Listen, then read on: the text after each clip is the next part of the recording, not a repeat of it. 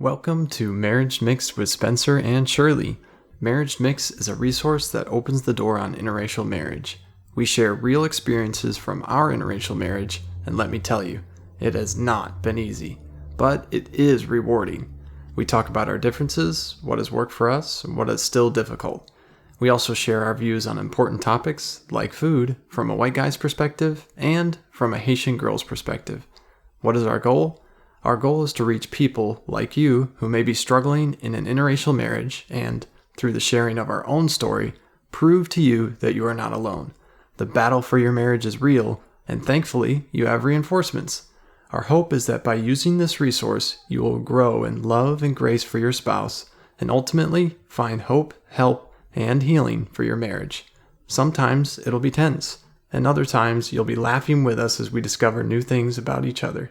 Thank you for joining us, and enjoy this episode of Marriage Mixed.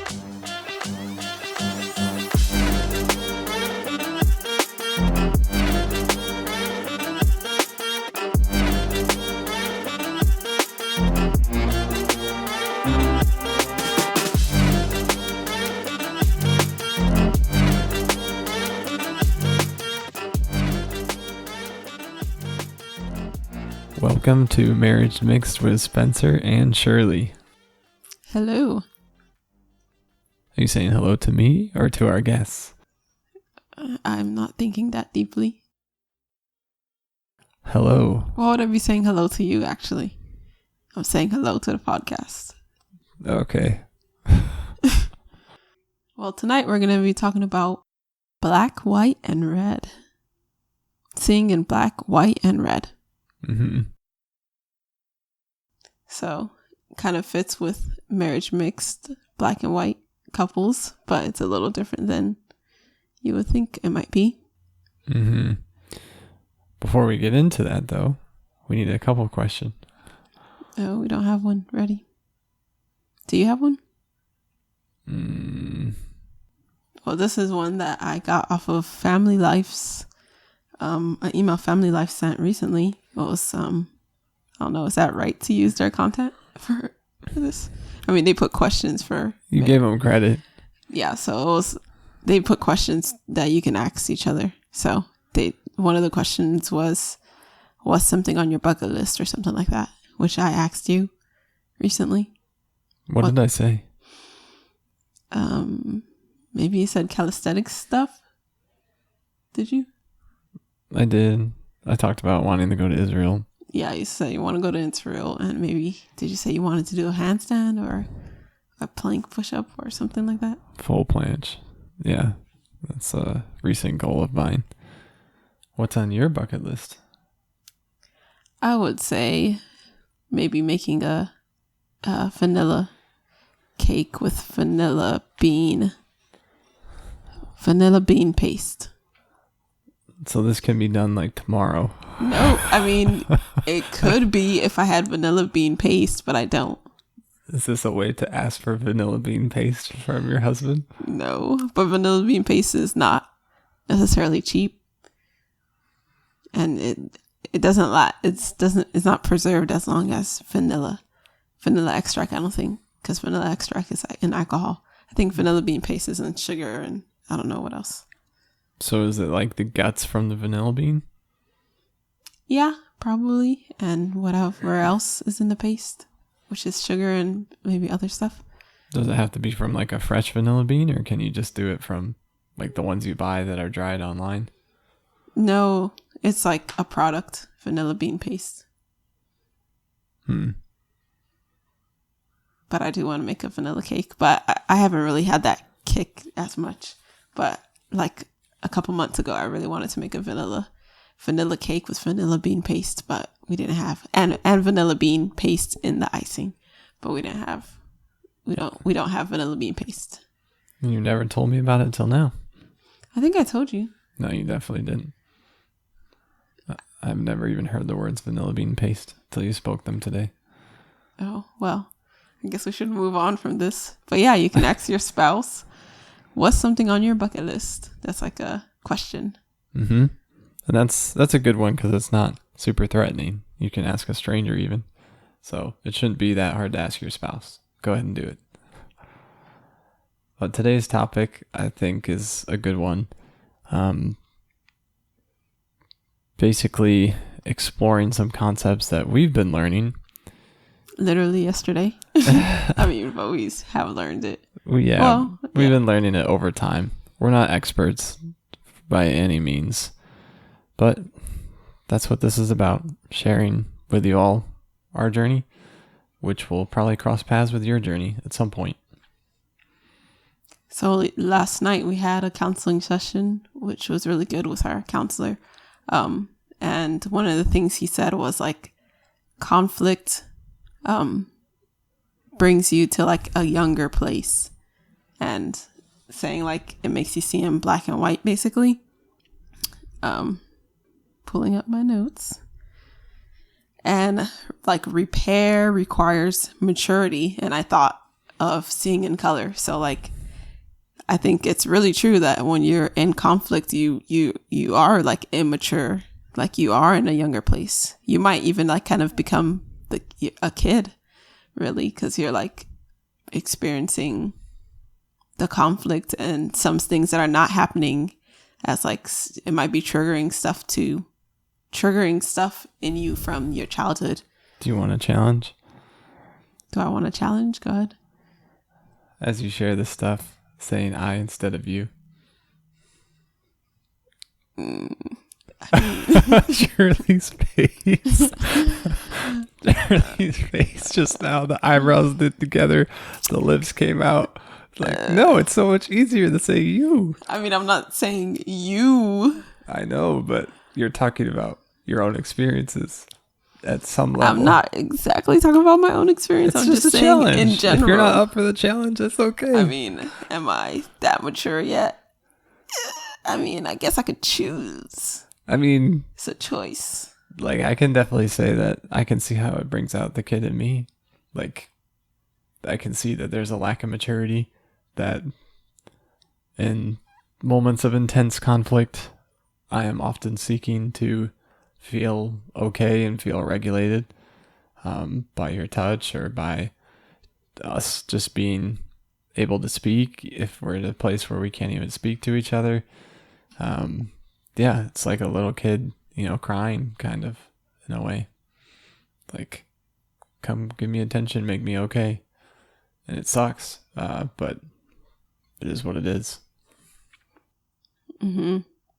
So yeah, conflict makes you see in black and white. Like, you might only see like this fact and that fact, instead of like seeing in color, which I would say is like seeing all the nuances of the situation, like seeing the layers, seeing like the history, seeing the childhood, the everything, like all the different details of it. You might only see like what's making you angry, or they did this, they did that, like the facts. You're just seeing in black and white. You're not seeing in color. And then he said, like, repair requires maturity. Like, I guess in order to repair a relationship, it requires like to be mature. Because I know sometimes when we're in like arguing, like I feel like I have a choice between like do this or do that, and sometimes I don't choose. Like, either I'm not mature enough, or I really just choose not to like do something that might be better for our relationship. Like maybe I know it would be really comforting to Spencer to reach out to him or something, or like to say I love you or something, but maybe I just choose not to. Like, is that immaturity in me, or is that just choosing not to do it? I don't know where I'm going with this. Going down your own introspective path to try and figure out why you do certain things is what it sounds like. Which I spoke about a little bit in the last podcast. I guess I kind of already shared some of my issues of immaturity. One thing that I struggle with when I get super dysregulated, which I guess, I don't know, it'd bring us to the next point, which I don't know if we're ready to go there yet. You look like you had something else you wanted to touch on. Go ahead. Yeah, I wanted to say something, but I'm trying to remember it. Here we are again, two tired parents So I've been trying to do tiredness this. is just trying to remember. Like, what was I gonna say? Oh, and I was asking our counselor for confirmation. Like, please tell us that you agree that our marriage is so difficult, and he or like was so difficult, or whatever. Like, please, just like I feel like he has never gave us confirmation. Like, yes, Why would he? Because I want It's to. so unprofessional to be like, oh, you guys are definitely the worst couple I've ever I'm not had. saying to say we're the worst couple. I just wanted to be like, man, you guys have it rough. Like, y'all have a hard marriage. Like, he never really has ever. Even when I asked him last night, I was like, please tell us that we like it's been hard for us. He did not say yes. It has been hard for you guys. He said anything good is going to involve pain. Yeah, he said something about suffering, like something about art, something. Anyway, but what he did say was that the marriages that are like not the best are the ones where there's two people who have hard hearts, like that don't want to like change or work. So I think that's kind of where I like think of the maturity thing there. Like, you actually have to be mature enough to like make your marriage work, to work on the issues at hand. Like, if you're immature, you're like rigid and you won't see past whatever. But if you can grow in maturity, like my workout lady says, like, get 1% better every day.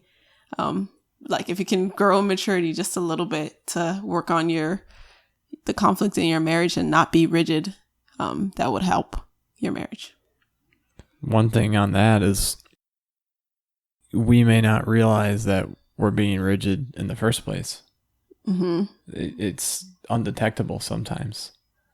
Like, for myself, with the budget in the beginning, I grew up being taught how to do the budget and having just naturally strong inclinations about the budget, and really offering you zero, or I don't know, not being able to see your perspective at all, really, on that stuff. And I wasn't even aware that like that was really an option. It was just like, no, this is how it's done. Like, there's not a different way to do this, basically. So it's not the greatest example, but I think sometimes we're not even aware. I know when I've interacted with you, sometimes it's like, sometimes you're like, no, it has, like, there's no other option. And it's, no, there is. It's just so outside of our perspective. Like our counselor said again, like, there's a whole world just beyond your own perspective. I love that. He said, there's a whole world waiting for you outside of your point of view. Yeah. Which is really good. He was dropping gems last night, like, for real. I feel like we're just stealing his words. He gave us permission, so. He was giving some really good. So I think what you said could like go into two paths. One of them, which I forgot, but the second one is like the whole world waiting for you. There's a whole world waiting for you outside of your point of view. The one point is like to get counseling, like you were saying during counseling. Man, my thoughts are not good tonight. It's okay. You were saying during counseling that the different perspective thing, like trusting someone else's, just having a intermediate, like he was there, kind of mediator, like a referee, like, to our conflict. Like, sometimes, we can only see our perspective, like our own perspective. Like, how could they possibly think a different way than like this is how it, like, you know, like, you're just so rigid. Like, how could you possibly see it another way? But like, having like a counselor in the middle of you can help you to see, oh, you're wrong and you're wrong and you're right and you're right. You know, like, it's not just you're wrong and you're wrong. I mean, you're wrong and you're right. You know, there can be like the color, the nuances, not just black and white, like he's wrong and I'm right. So I think it's like a good a good like it's good to like have counsel. It's good to have a counselor if you can, like for your marriage if you need it. A Christian counselor, someone who, you know, yeah, who's gonna fight for your marriage with you guys, who can be your referee or can help you guys see color. Mm-hmm. I think it's especially useful when both of y'all are getting to the point where your hearts are hard, which means you have conflict and there's no conversations about it, and you kind of start losing interest in each other, or, you know, just not talking to avoid arguing. Things like that, I feel like, are good indicators that counseling would help, because the counselor can open the floor for both you guys in a way that you might not be able to do on your own. I feel like counseling fills the role that the older generation could have filled or should have filled, but didn't really have the opportunity, at least here in the West. We don't really have an... It's hard to it depends. Like, you wouldn't want to let your parents into every struggle of your marriage, but I guess if it's like an older couple in the church who's unattached to you, both of you guys, that's different. Yeah, that's what I didn't mean like your own parents. I just mean like the older community. Like every other culture has an older community, and the old people are. That's something that the speaker at our church was saying recently, is that when he's overseas, like, people literally will stop to pay him respect because of his age. He laughed, saying people respect me overseas because I'm old or whatever. He's like, but here in America, it's actually looked down upon to be old. But in other places, I don't know, it's kind of a tangent, but I think that's why counseling is so valuable in the U.S., because we don't have that. We don't have anyone like that looking over us, or that we can turn to, or that we respect, has this experience from life and learned the hard lessons and can set us straight. We don't submit ourselves to anybody. And in counseling, you're paying someone, so you're more inclined to submit to it, because you're like, dang, I'm paying for advice. I'd better listen to what this person's saying. That's how you see it? Yeah. It's like, I'm paying hundreds of dollars for this. I'd better submit to what he's saying if I actually, or else why am I doing it?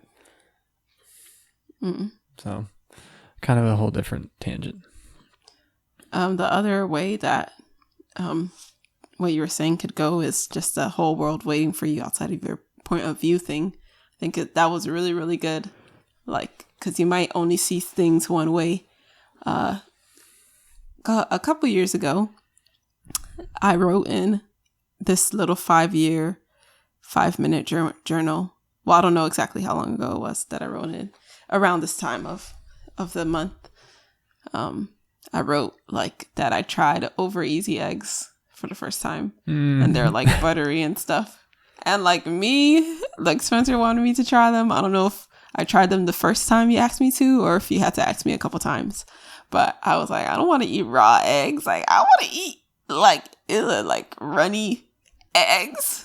I don't even like eggs that much. Probably because the way I grew up eating them, they were overcooked. Like, my goodness. Like, that's probably the only thing I made at home. And like, as a little, young person, I'm making some eggs. Cook it. Until it's so overdone. I didn't even know it was so overdone. But I watched a video recently with someone who didn't overdo their eggs. I'm like, man, that might taste good. Anyway, I tried over easy eggs and it was good. Like, Spencer put some butter on toast. And also, after we got married, I started using real butter and I gained a lot of weight. So thanks, Spencer, because you introduced me to butter. Anyway, so I tried it and it actually tasted good. And I'm Haitian and we don't eat, egg over easy eggs like that. So like, there was a whole world waiting for me outside of my point of view. And even our 3-year-old eats those eggs. Like, she'll see me eating them and want some. Like, recently we were eating like some, and it's like, what 3-year-old dips their toast into like an over easy egg and eats it? Like, so interesting. And I also wanted to say another thing. Black people, they don't want like some black people don't want, or some people don't want their steak to be like medium well or whatever. Like You mean medium would be probably, but yeah, go ahead. they want it to be well done. They don't want it to be mooing it, But like, we're not the inventors of this dish. We're not the originators. It's really not supposed to be well done. It's gonna be chewy, But if it's medium well or whatever, medium would be it's great. actually gonna be good. Like it's still gonna be cooked.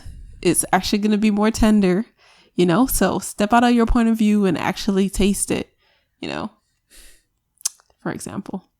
Mm-hmm. Thanks for sharing that. It's fun to hear those stories. Yeah, I never had like my burgers medium well or whatever until we were married, and they're actually pretty good like that. Mm-hmm. I'm thinking a big thing for me that I've been learning recently that is very counter my culture, and I think a lot of white culture, I'm willing to say that, is the giving and receiving aspect of Haitian culture in particular. So like when we got married, Shirley's dad gifted us so much money. It was ludicrous in my mind. He just gave it to us. Here you go. Here's all this money. And then he gave us the car that Shirley was driving. It belonged to him, but he just gave it to us. I mean, but it was already paid off. It was my sister's first. It's still like... I would say he was very happy to pass off those insurance bills. He went to that room so quick. Here you go, bro. It got me the papers.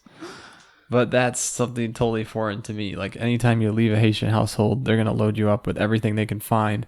If they don't have food, then they'll start handing you like candlesticks or something. Like, I don't know. They're going to give you something. Yeah, like that about my culture. Like I can go into my parents' house and literally take whatever I want and they'll be like, take it. Yeah. Like So I can read their fridge or whatever. Like, take whatever. That's very different from what I grew up with, which is like we try really hard to respect other people's things. And if it's offered to us out of courtesy, we'll refuse it. It's kind of like the cultural thing. So for me, learning to accept that with grace, learning to ask for help, those are all big things that I feel like I'm learning from your culture. Like I love how good you are at giving gifts and thinking of what other people need and giving it to them. In my own experience, it's like if you fend for yourself, and there's like pride in that, and there, there's good in everything, but not in everything. There's good to both sides, but that's something that I'm learning, which is very hard for me to be, because to take something from someone means that in some way I feel like I owe them and I'm dependent, and I don't want to have that feeling. So, do you want to speak more on dependency? I don't know how much energy I have to go into all that right now. I can read a few verses.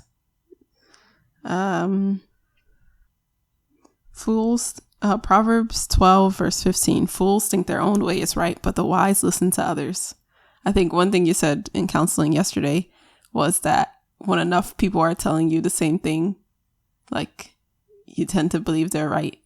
Because like you were thinking of something one way and everyone else was telling you something else. So you're like, man, I guess they're right because everyone is saying the same thing. Mm-hmm. I think this verse is good too. Proverbs 12:18. Some people make cutting remarks, but the words of the wise bring healing. Proverbs 19 verse 20. Get all the advice and instruction you can, so you will be wise the rest of your life. And Proverbs 20 verse 5. The purpose in a man's heart is like deep water, but a man of understanding will draw it out. And I thought, I don't know the exact interpretation of that verse, but it just made me think of counseling. Just like, I don't know, that a counselor can help you with the things in your heart, I guess I'll say. Draw it out. Yeah. I feel like I only tuned into that last one. Let me see. Okay. Yeah, get all the advice. Was it just these two that you read? This and fools think their own way is right. That's scary because we all have stories. So fools think their own way is right, but the wise listen to others. We've all seen somebody who is doing something that they think is right and we clearly know is wrong. That's terrifying to watch them and just know that, they're going to pay the price. So we don't want to be doing that. But we still haven't covered one point, which is we've talked about the scene black and white, which can sum up as being rigid or seen just through the lens of our own perspective, not getting to see the world beyond our own perspective that's waiting for us if we're open to it, which sometimes we can only see by trusting what other people are saying, like to actually trust someone enough to not believe ourselves and to believe them instead. That's a huge step. And don't our spouses make us better because they can see stuff that we can't. Yeah. And put words to things and pray for us and love us. And that's a huge privilege to have as a spouse, is that we can see those things. So there's the one side, which is for you and for me, which is, are we, listening to what our spouses are saying? Because we should be, because they can see stuff that we can't. But then on the other end of that, when you can see something in your spouse, to handle that with great care. Because that's a very vulnerable thing. And it's easy when we can see the dirt and the skeletons that somebody has to attack them with it when we're feeling hurt. But that's a terrible thing to do. And I think sometimes if we don't say anything about something, I'm not thinking of a spouse right now, but if we don't say anything about like a certain bothersome trait or whatever, like we might think the person really knows. Like, how could they not know? But they really might not know. Like, there can be someone who talks too much and they just don't get, like, I don't know, they just don't get it, let's say. And like, you might be like, how can this person not know they talk so much? Like, how could they do this or whatever? Like, you really think they know, and maybe you might explode on them one day, but maybe they really, really don't know, and no one ever sat them down to tell them. Have you ever told someone that they talk too much? Not exactly. I mean, probably in our relationship, I don't know.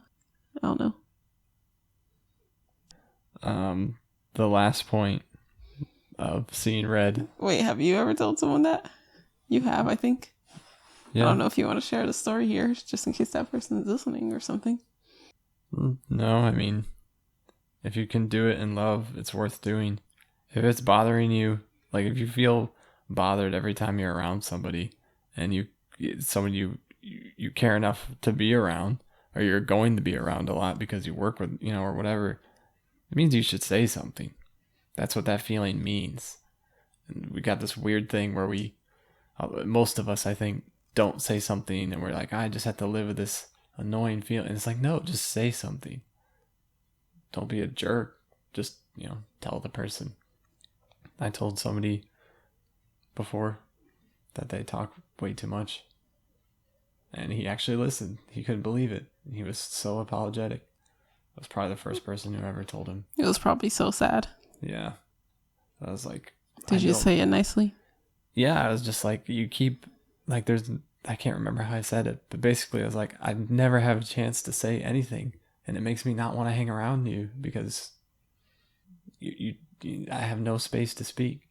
He was so apologetic. And sometimes they're not like... The person's not trying to be the hogger of attention or something. Sometimes people might be nervous and that's why they keep talking. But it's kind of a rabbit trail. The last point is seeing in red. Yeah. So seeing in black and white might be our default, which is a little bit more passive. But seeing red is when, okay, at this point, we've made each other really angry, or we're super freaked out and dysregulated because something is triggering us. Which usually goes back to something beyond just our spouses, but we'll save that for another podcast. Once we're there, well, one, being aware of when you're starting to see red is a big thing. Knowing when you are dysregulated. And basically in counseling we've learned, and there's a lot of medical stuff going on now, so it's probably not news to anybody, but you've got like a limbic part of your brain and your prefrontal cortex. The prefrontal cortex is kind of where you do your higher level thinking, decision making stuff, and then the limbic part of your brain is like fight or flight, just get me through so that I'm still alive. And when you get into a heated argument, you've moved into the limbic zone, and now you're fight or flight. That subtle shift is super important to pay attention to, because there's nothing productive that can happen when you're in that state. If one of you is in that state, there's no progress that can be made. It has to stop, unless you just want punishment. If both of you guys are in that state, then, oh man, take some time away from each other. Go call a friend, each of you. You said that you've seen red before? Yeah. What does that mean? It's just an expression. It's probably a white expression since you don't seem familiar with it. Oh, so you didn't actually see red? No, it's just an expression. Oh. It's just like you're so filled with anger or whatever that you can't process anything else. I think everyone sees red, male and female. Basically, if you get to that point, I don't know what the advice would be, because it's kind of too late. Well, just recognizing it. So for me, something shifts and I start thinking crazy thoughts about how I want to put my fist through a wall, or maybe if I flip the dresser, that would be a good solution to this problem. How would you flip a dresser? Oh, I can't. Believe me. It's not even anything to be proud of. It's pretty heavy with all those clothes in there. Yeah. So when I start getting ideas like that, and I'm still standing there, I'm still quiet, I'm whatever, but if those thoughts are going on, then I'm already crossed the line and something really bad is about to happen. And I'm really not proud of it. But yeah, I can tell that that shift has taken place, and I have to take special care of myself. I can't ask my wife to regulate me at that point. I have to very quickly regulate myself, and I can let her know, hey, I am way out of, I'm gone right now. I'm over the edge. And hopefully, if we're practicing our maturity, she can create some space for me, and I can also take leave, and we can come back when we're not, when my hair isn't on fire. But I think it happens for you too. So I was wondering if you would speak on that a little bit from your perspective of when you're seeing red. I don't know. There's probably just times when I don't want to keep speaking about something, and I probably say that I don't want to. Like you're just done talking. Yeah, and then you keep going. And for some reason, we just keep going, and then I probably say it again or something. So I think it's kind of hard in conflict to really hear when someone is like I'm reaching a point. Mm-hmm.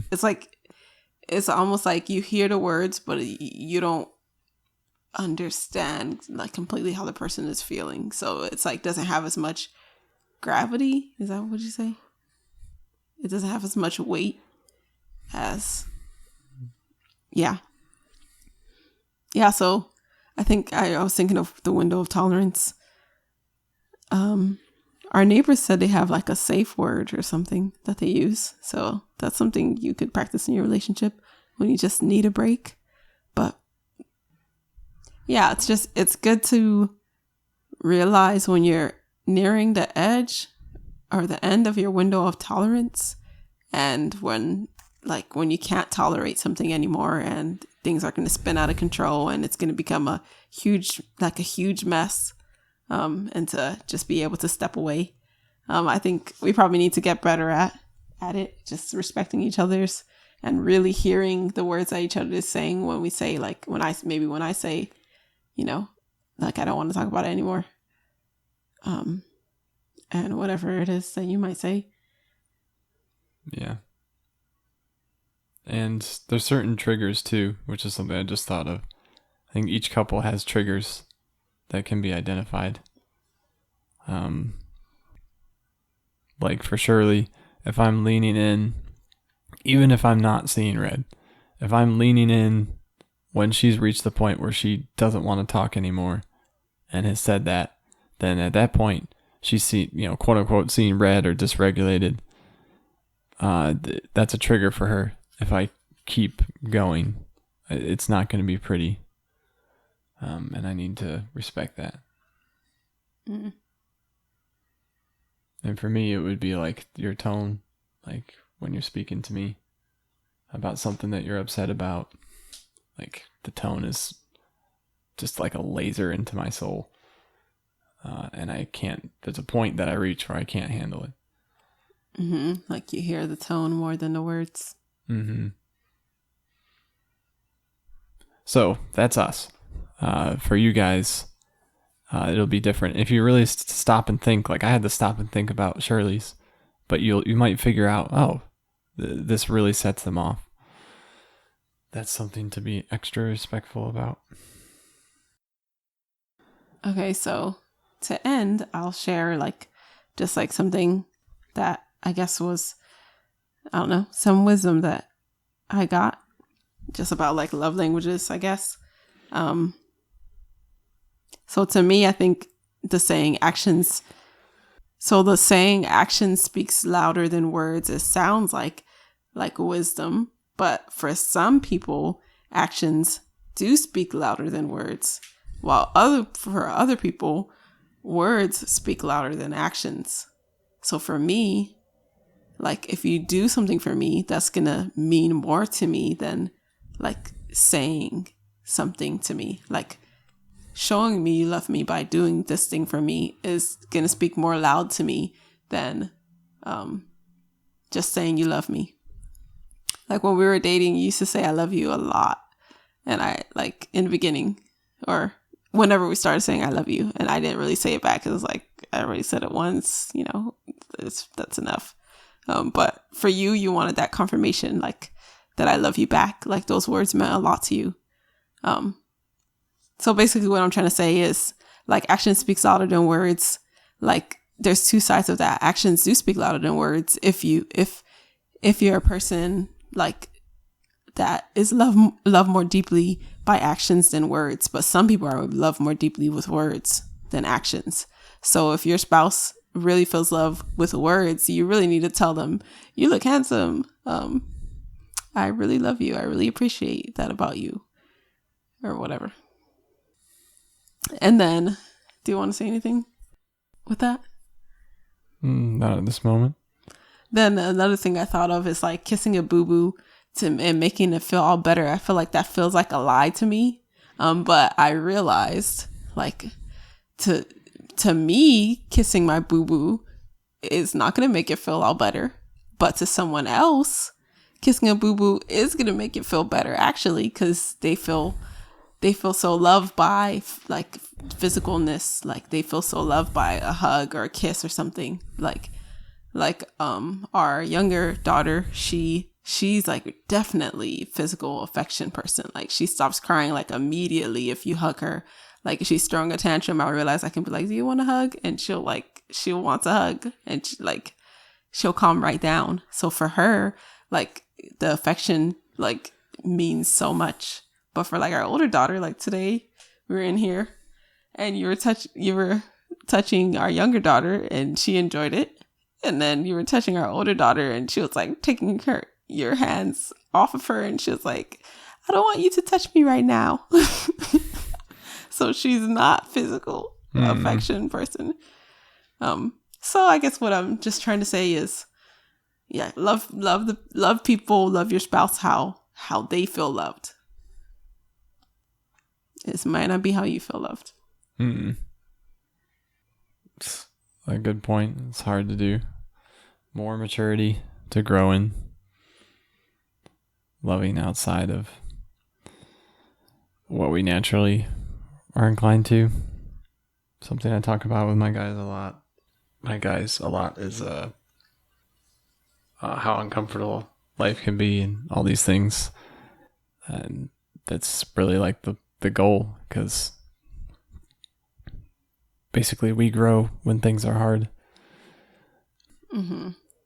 If they're easy, there's no maturity required, no growth, no character. But if you're continually doing those things and operating outside your comfort zone to love someone else, like, somehow you grow, become better, more mature. Do you have a Shirley's fun fact? That's basically what I was going to share as my end thing. Oh, for the fun fact. Well, Okay. I do have one other thing. You got all those megapixels on your TV, so start to see in color. What? Don't see in black and white. This is not the 1950s. There's so many nuances to those arguments. You better tap Shirley, in. megapixels are how a camera takes What the are those? quality What of are a, those little pixels on a of a computer photograph. screen? They're called pixels. Oh, okay. Wait. Why would megapixels be wrong? Megapixels is like how many pixels you're fitting into a frame, not like You got all them pixels on your whatever's devices. Start to see in color. There's so much more to each conflict than you think. There's so many layers. There's how my mama hurt me. There's how this kid called me a name. There's these things that are subconscious that I might not even remember, So just know it's not all about you and the hurt that you inflicted on them. There's more to it. Cliffhanger for next time. Yeah. Thank you guys for joining us as we journeyed through black, white, and red. Thank you, Shirley, for coming up with a cool name for the episode. We'll close in prayer. Father, thank you for the opportunity to share some of these things with the community that we have. Thank you for being generous and teaching us. Thank you for your patience with us through all of this.